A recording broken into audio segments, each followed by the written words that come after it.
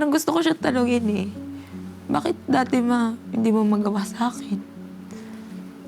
Bakit parang ang hirap sa'yo pagdating sa akin, kaya mo naman gawin sa ibang kapatid ko? Bakit pag sa akin parang hirap na hirap?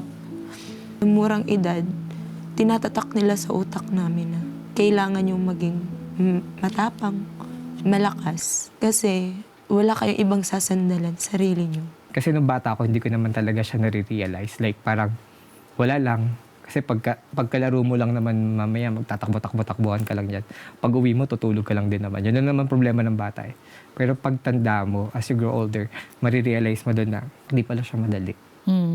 Na yung pinagdaanan ko noon, ang bigat pala. Like, ang hirap siyang bitawan, ang hirap makamove on dun sa ganong scenario. Pero at least ngayon, parang slowly, kahit mahirap siya, natanggap ko na siya and feeling ko naman, napatunayan ko na yung sarili ko dun sa pamilya ko na kahit hindi ako full-blooded na kapatid nila, ako yung support system nila.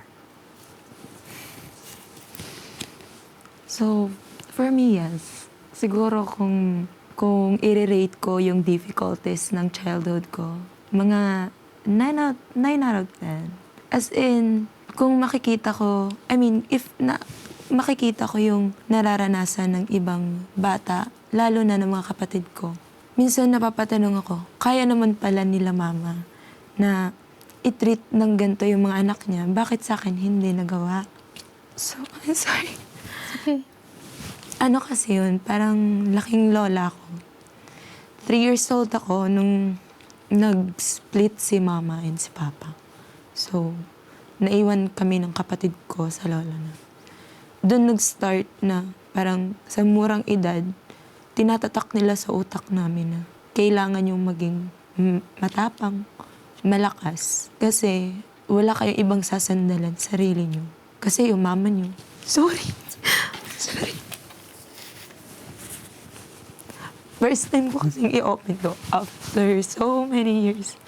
Hindi kasi ako ma-open lalo, kahit sa partner ko. Sorry. So, yun nga. Every time na makikita ko yung mga kapatid ko na sobrang, parang mahal na mahal sila nila mama. Yung tipong, yung bunso namin, kailangan ko ng shoes. Kahit may shoes pa, tambak-tambak yung shoes niya. Kailangan ko ng shoes, maganda to, ganto, ganyan. So si mama, ate, may extra ka. So syempre ayoko naman i-disappoint yung mama ko. So sige ma. Tapos, and then, after nun, marirealize ko, bakit ako dati walang kanto? Like, yung sapatos ko, pang simba, pang school, pang gala, iisa lang. Sabi ko, ganun ba talaga ka-unfair yung mundo para sa akin? Kasi, yun lang naman yung gusto ko eh.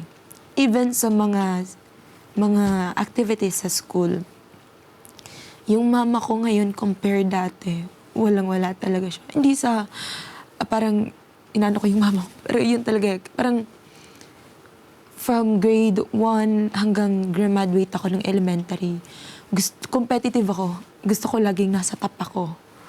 Pag bumagsak lang ako ng top 2, depressed ako. Kasi gusto ko nga proud sila sa akin. And dun ko sila napapasaya pag nagiging top 1 ako. And umaasa ako na baka, syempre, top 1 ako, pupunta si mama, iakit ng stage. So sabi ko, pag dumarating na yung araw ng recognition, wala. Teacher ko lang din yung nagsasabit ng medal.